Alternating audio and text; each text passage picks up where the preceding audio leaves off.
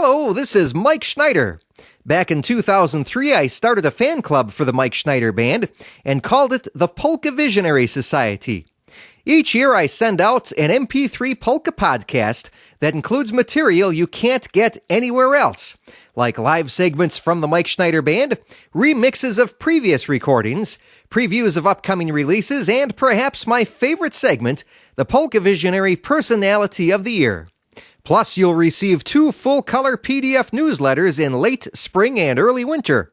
With the mandate to stay indoors, I figured this would be a good time to share some of my older Polka Visionary interview segments. On this Throwback Thursday, we take a trip through the Polka Time Tunnel and revisit the year 2009 and Milwaukee Polka Parade founder Jim Ebner. For more information and to join the Polka Visionary Society, please visit MikeSchneiderBand.com and click on the fan club link at the top of the page. Happy Throwback Thursday, and thanks for listening. It's time for the introduction of this year's Polka Visionary Personality of the Year. Now here's your host, Mike Schneider, with a very special guest. Thank you, Jeremy. This year's Polka Visionary Personality of the Year is a nationally recognized expert in the field of butterflies. However, longtime Wisconsin polka fans will be more familiar with him for bringing polka music to Milwaukee radio in the early 1980s and keeping it strong ever since. While currently retired from radio duties, our Polka Visionary Personality of the Year for 2009 is as ambitious as ever, pursuing the production of a public television series entitled Polka Parade on TV. My fellow Polka Visionaries, it is my privilege to introduce this year's Polka Visionary Personality of the Year, Mr. Jim Ebner. And as always, Jim, our first question, how did you get your start in polka music? My start in polka music came about over 70 years of experience. And actually and truthfully, it came at a very early age. It really came through my parents, my grandparents. And I have to say that I was raised in a family that appreciated old-time music. And so the old records were always out. So my start in polka music really came about as a youngster. And what was your family background like? My mother was Czech Bohemian and my dad was Swiss German. So both sides of those families had old-time music in it. So I can remember sitting on a little rocking chair when I was 5 years old. And my dad, being German and Swiss, liked Heine and the Grenadiers. And I sat in that rocking chair every Sunday morning and rocked for 2 hours during the time that Heine and the Grenadiers played their marches and their polkas and their whatevers. And sometimes I rocked so fast I tipped the rocker over backwards. Oh, but those were fun days, yeah. But you know, the actual getting to play polka music, I can recall going to a wedding that my parents attended when we were very small kids again. I'm talking 7 or 8 years old, at the Jefferson Hall on Fond du Lac Avenue. And they had a wedding there where 2 accordion players played the entire wedding job standing up on stage. And I'm sitting on that little approach to the stage watching those 2 accordion players. I didn't take my eye off of them the entire night. And that's where I made up my mind. If ever my dad can get me an accordion, this is depression now. Because I couldn't earn one, I wasn't making any money, but it had to come through my parents. That's what I wanted to play. And watching those 2 people probably was the inspiration of my life. I couldn't tell you a song they played. I don't know what they did, but they played the accordions. That was the secret. I loved the sound. It was a beautiful sound, and it stuck with me ever since. That's my favorite instrument. Do you have any other favorite instruments, Jim? You could play any other instrument. I don't care what it is. Harpo with the harp or Liberace with the piano. That's fine. It's wonderful. It's not the accordion. Accordion is my love. What was it like being an accordion fan early in your life? We're in 5th grade now at 5th Street School in Milwaukee.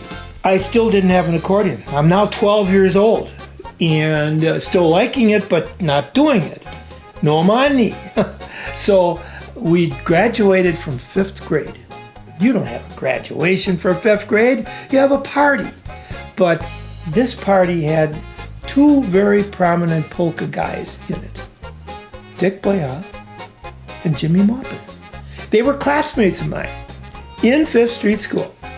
So Jimmy was a very small kid, so he couldn't carry his accordion to school because he played that accordion that day for that party. Dick Bleha dragged that accordion with a coaster to the school with Jim. And then they played the Beer Barrel Polka in B flat. And when I saw that, I said, I am going to make sure that I start accordion lessons as soon as I can. And lo and behold, within a month or two, maybe me hounding my dad, and by this time now, this is 1942, my dad had a job. Money was a little bit more available. We got the accordion, a 48 bass. I learned the first year on that accordion. And what kind of student were you, Jim? I was a terrible student. I had a teacher by the name of Henry Sandusky. He was probably one of the better accordion players around during that time. Well, so we went to his shop, and he had two daughters that played the accordion that he had taught how to play. So the big thing was you buy the accordion from Henry because he's in the biz, but he'd have that accordion demonstrated by his two daughters, who were rather pretty girls. So they get out there and they play these beautiful accordion numbers, and that convinced my dad all the more that the accordion's for me. So he bought the accordion there. You know what he paid for that accordion? $75. That was a lot of money, but that was the price, and I said, Dad, I'll pay you back, which I did. I got a paper out, and I paid him back every penny for that accordion. But in the process, we learned how to play. And, Henry Sandusky, Mr. Sandusky, while you're taking the lessons, Sandusky would sit there, and he'd listen to you play your lesson. But at the same time, he was the old school, really a masterful musician. He wrote out your next lesson on manuscript paper. So he's writing notes for your next lesson while you're playing your last week's performance. And Mike, I really and truly was not a good student. I mean, my fingering was always off, or the timing was not quite perfect. But I loved to play, but I played it always the wrong way.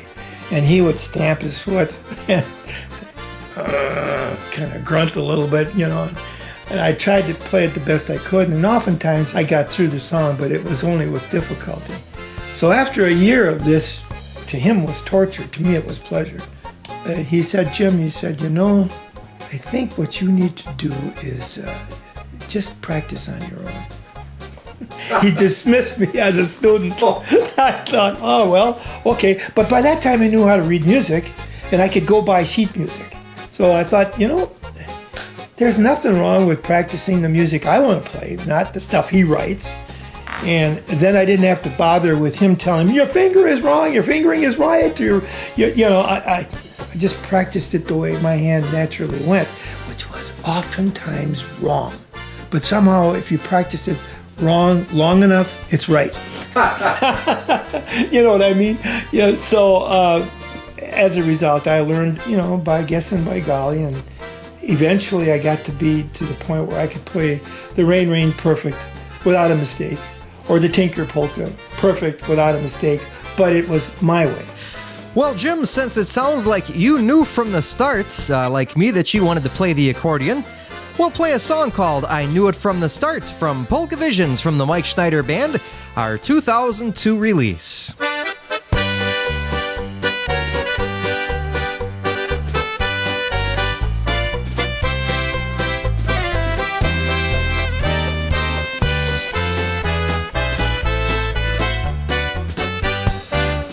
I knew it from the start that my wandering days were through.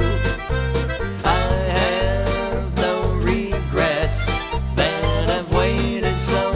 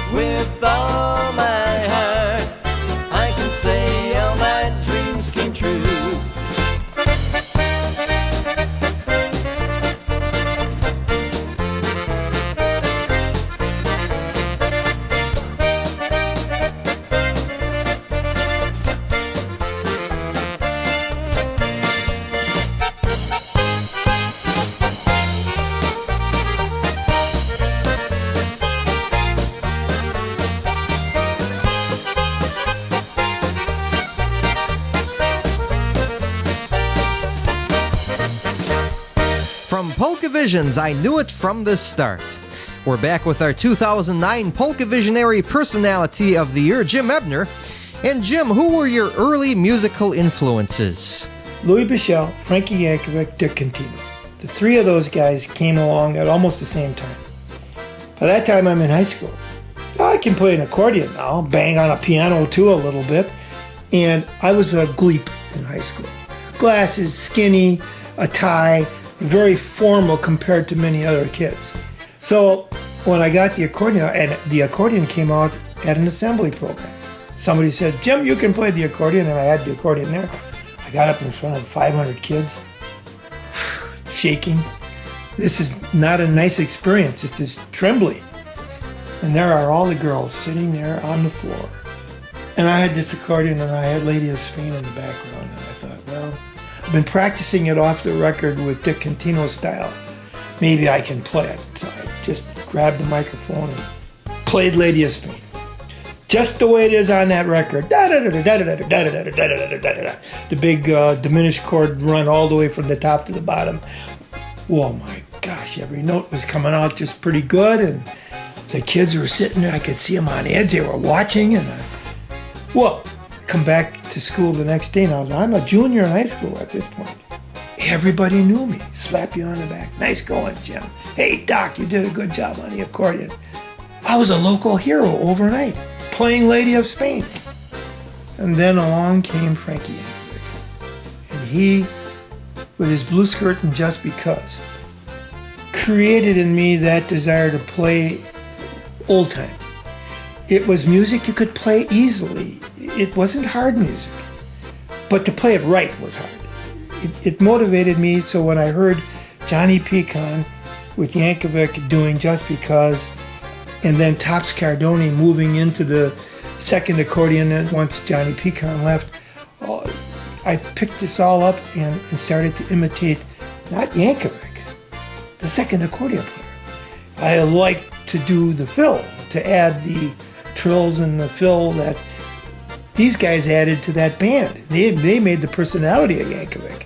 And Cardoni, I got to see him play at the Eagles Ballroom. 2,500 people were at that dance if there was one person. And Tops Cardoni was just a short squirt. He's only 5'5" maybe. He bounced around that stage like a billiard ball. He up and down and kicking and playing, and he pulled a stunt which I didn't identify for years. He would shoot a key while he's playing. He would point at a key and shoot it with his finger. So it would be bang, and he shot that shot. Well, you know who did that? That was an old act that one of the Marx Brothers did on the piano. So we got to see Cardoni play, and in fact, we even played with Yankovic's band as a double. We were booked as the second band, the Marksmen. By that time, I had joined Elmer Marx's band. They were on the main stage, we're on the side stage. I had a little tape recorder, a web recorder. I recorded the whole job that Yankovic did. I thought, I can learn all this stuff now on the tape recorder and get even better, which I needed to do. But at any rate, Tops Cardoni played what I thought was probably the best second accordion player around, until I heard in my later years others who could play rings around Cardoni, but they could not personality-wise. Personality-wise, Cardoni, I still think, had him beat. But the one thing that I really want to impress on is the fact that one tune can do it. Yeah, Just Because, Blue Skirt, those were all great songs. But the Alpine Climbers Ball that came out in 1953, we were a bunch of college kids coming back from a vacation up north in the car with polka music on. That was the way it was in those days. That's how the song starts. What is this? This is not Yankovic. This is somebody else. It's even better than Yankovic. Oh no, it was Yankovic with Cardoni playing second. And they played that thing, and I couldn't get my mind off of that tune. First record I probably ever bought in my life. The Alpine Climbers Ball. I went right down to wherever it was, Midwest, got it, put it on the turntable, and started practicing to that tune. And I learned that thing note for note just by listening to it over and over. So Alpine Climbers Ball was done in 1953, and by that time I was well situated with the band called The Marksmen. It was a local band, came out of Menominee Falls with Elmer Marks running that band. And he was a fellow that knew many, many people because he was a call oil route deliverer. So when he picked up and started his band, he must have known 10,000 people already. So they hired Elmer and his band, and our band was cheap. We played for a very small amount of money. Union scale then was $8 a night. And we played the Nightingale and the Orchard Inn. We played Bert Phillips. And Elmer's band lasted all the way to 1965. Almost the same personnel throughout. And he had to give up the band when he started to run the Nightingale Ballroom. And right now in the background, Jim, we're playing your original recording of Sabrina's Songs, a song that you wrote and musically were inspired by Al Battistelli. Why don't you tell us a little bit about how that song came about? Al Battistelli, by the way, a superior talent. Got to see him in Cleveland the very first time in 1985, and he was playing on stage with his own group. Wow, they wowed the crowd. When my granddaughter was born in 1998, now I've got granddaughters and grandsons, but for some reason, this was the right time to write the song. I could see things coming. When you get a little older, you respect the past and you also anticipate the future because you're at this point in time which you can never get to again, and you appreciate that time. And I was taking daily walks in those days. Every day I'd walk 2 or 3 miles around the lake and thinking about how precious these moments are with my little granddaughter, who happened to be in my care for a lot of the summer, that particular summer. So I had her almost every day, 12 hours a day, 7 days a week. She was my kid. And in the process, I began to think about putting that to a melody. I did write that song. It probably took about 3 months. And it was primarily a matter of just experimentation and feeling. For some reason, it was never perfect, but it was perfect enough. And so I can recall after I'd written it and got it done, then there came the problem of writing out the music. Oh, I can't write music too well. So I sent you the cassette tape and said, this is how it sounds. Mike, could you put it on the Polka, Best of Polka Parade album? And you know, Mike, that was probably the biggest favor anybody could have ever done for me, was to put that song down professionally. If it was poorly authored, I'll tell you, it sure was beautifully played. Anyway, it was a fun experience, and I really have to say that carrying that song in my mind and constructing that really, in a way, preserved fatherhood for me in a scale that I wasn't able to have when I was a young guy. Here this little girl is. She sat on my lap. She sang those songs. She doesn't do that anymore. She's 12 now almost. She's too big to do this. But she wasn't too big to do it then. She was the happiest little kid, sitting on your lap and singing all these goofy little songs that little kids sing. Yeah, makes you want to cry. But to be able to write a song for a little body that you really and truly love, that to me was an accomplishment of a lifetime. And what was your granddaughter's reaction to Sabrina's Songs, Jim? My daughter carried that CD, my granddaughter, carried that CD when we issued it to school, and the whole classroom heard Sabrina's Songs as written by her grandpa.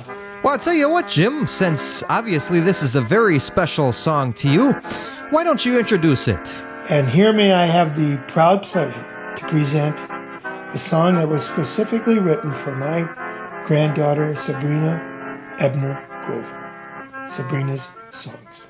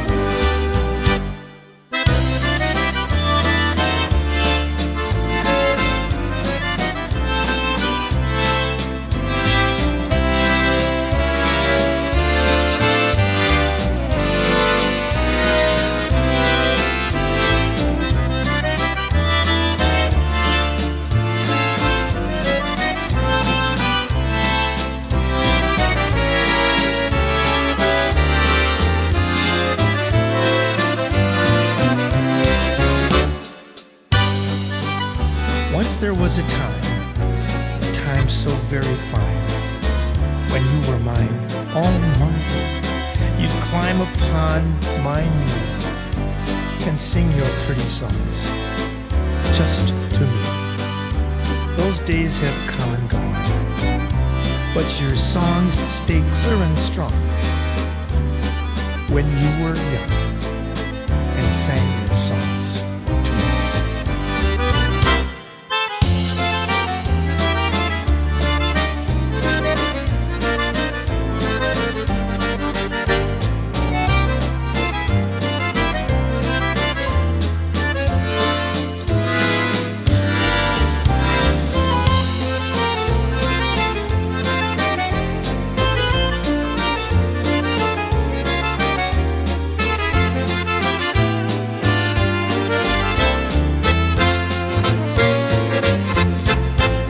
Sabrina's Songs, as written by Jim Ebner, longtime Polka Parade host and director. And right now, Jim, I want to ask you, how did Polka Parade get its start?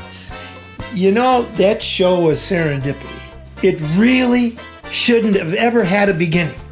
And I am a firm believer that fate is operational in so many aspects of life, that this fate happened only because of a number of unique circumstances. One, I was program director of the radio station at WYMS for the Milwaukee Public Schools, because I worked as a teacher for the Milwaukee Public Schools, ended up in broadcasting. Background, polkas, accordion, program director in charge of ethnic programming.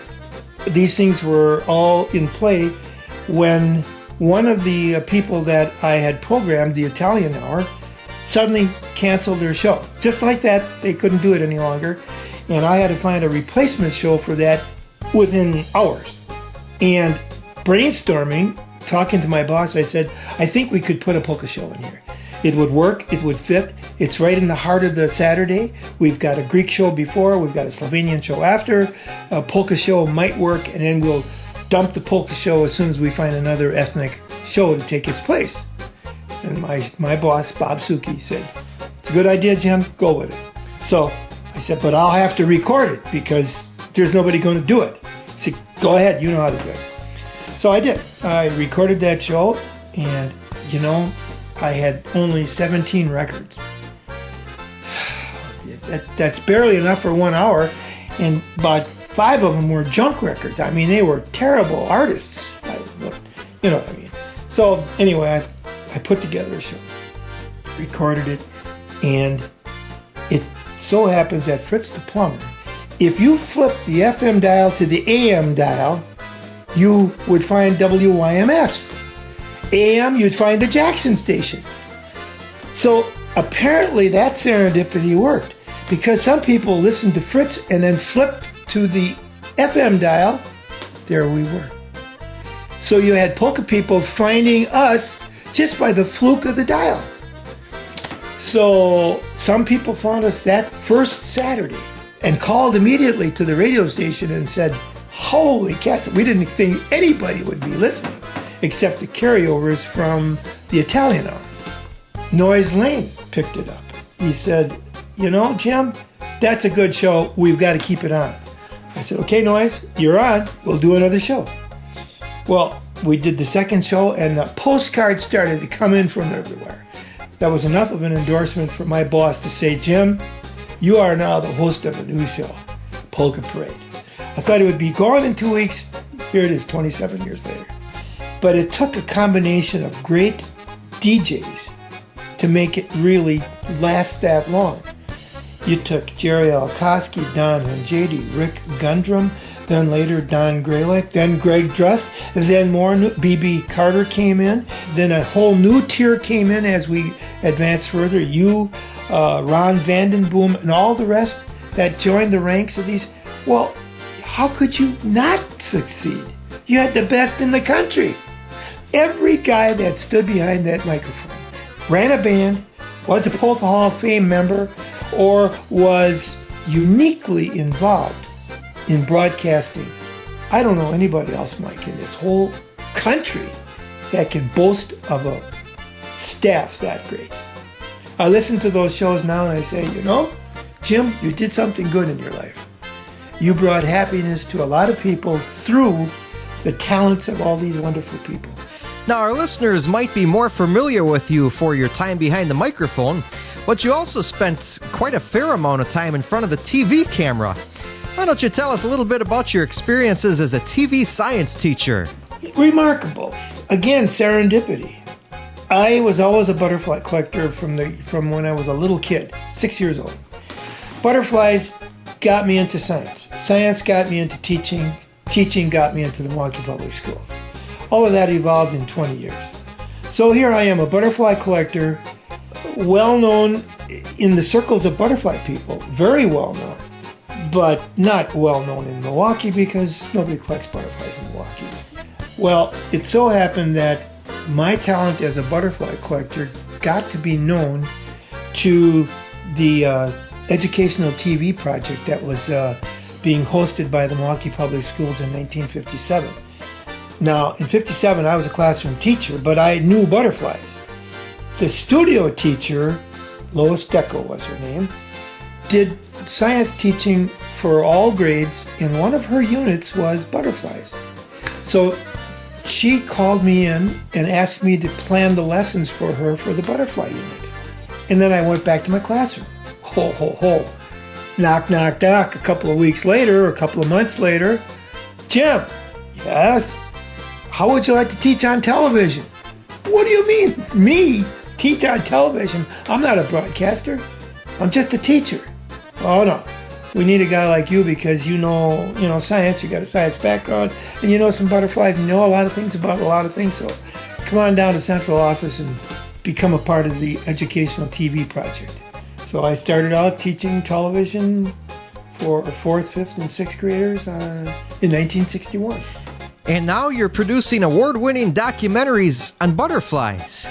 When I retired, I had television background then because I knew how to write and produce television shows. So the time was there for me to be able to author butterfly videotapes. So we authored 2 of them. One was Butterfly Beginners and another one was Butterfly Gardening. And the Audubon Society picked that up and they distributed them all over the country. But I had to write them and produce them. I had Arthur Godfrey's son did the narration on one, and a top disc jock, Clayell, in New York City, did the other narration. So they combined that with some Baroque guitar. I mean, my goodness, these were masterpieces. I mean, you write something, you put it on paper, it looks fine. But when artists come in and take your words and embellish it and come up with everything to make it sing and dance before the eyes of the public, so much better. I tell you, how could you not be a success when you get people that are backing you that are so wonderful? Well, in honor of your time with Polka Parade, Jim, we're going to play this song just for you, the Polka Parade theme song. Go grab a partner, here we go. Yes, it's time for your favorite polka show. If you like polka music, then don't go away. Here comes another episode of Polka Parade.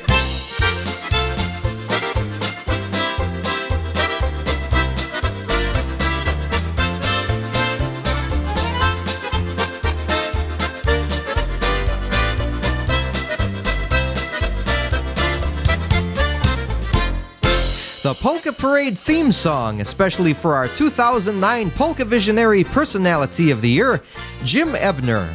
And Jim, what is your vision of the future for polka music? It's a mixed bag. It really is.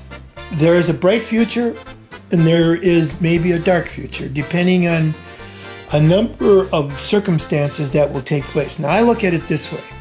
We need to unify on all fronts. We have many organizations that promote their own autonomy.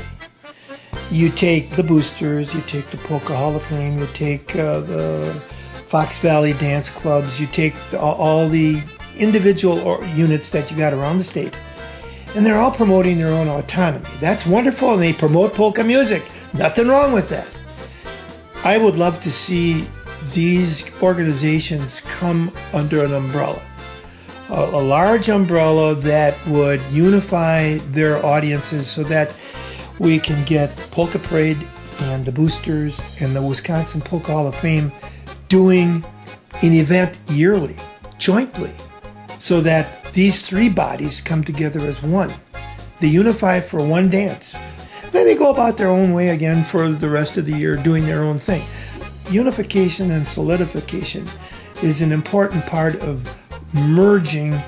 I like Slovenian style, you like Dutchman style, you like Polish style, fine. Put them all under one roof and have a good time for one afternoon or for a whole weekend.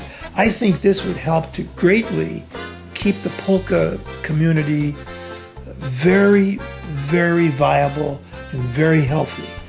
I don't like seeing where one style of music is my favorite style and therefore I don't like any other. How can you fault any of those forms of music when you have such great musicians performing it? And they all do wonderful jobs. Put them under one roof and have a good time. I see the future going with unification and with young people continuing to be brought into it somehow or other. It may never hit the hit parade again, never may be the top, but I do see it as being a viable form of entertainment that should never disappear. And what do you see for your future personally, Jim? Well, of course, I see a lot of work that's undone that I haven't had the time to do. Even now, retired, what I'd like to do is produce a polka television show weekly.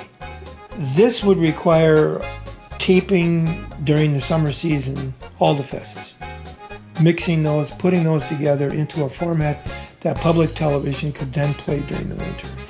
It would be a variety show. You would never, ever show a band for a half an hour. You would show 7 bands in a half an hour so that you would have the constant variety of the summer all placed together in one show. And then in the next show, you would see another variety of bands capturing new talent so that by the end of the summer, if you could tape all these, you'd have 30, 40 bands taped and you'd have them strung out during the winter into a good half-hour format. I could picture that, and it would attract people because we'd show only the best numbers. Lots of vocals, great instrumentals. Oh, you couldn't lose. Right now I've got tape that was shot 20 years ago and 15 years ago expressly for this project. The only problem is, where are you going to get the time to do this? But I think it could be done. It would be my dream to produce that. Well, Jim Ebner, our 2009 Polka Visionary Personality of the Year, thank you for taking the time to join us, and again, congratulations on being our 2009 Polka Visionary. Well, it has been my honor, Mike, and I never believed that somebody could refer to me as a visionary. I thank you, Mike. You are a visionary in yourself. And again, thank you for listening. If you like what you just heard, please consider joining the Polka Visionary Society for only $14.99 per year by going to MikeSchneiderBand.com and clicking on the fan club link at the top of the page. Or consider purchasing one of my CDs on the music page. This is Mike Schneider again, wishing you the best of health in the days ahead. I hope you'll join me again next week, Thursday, for another special throwback edition of the Polka Visionary Podcast.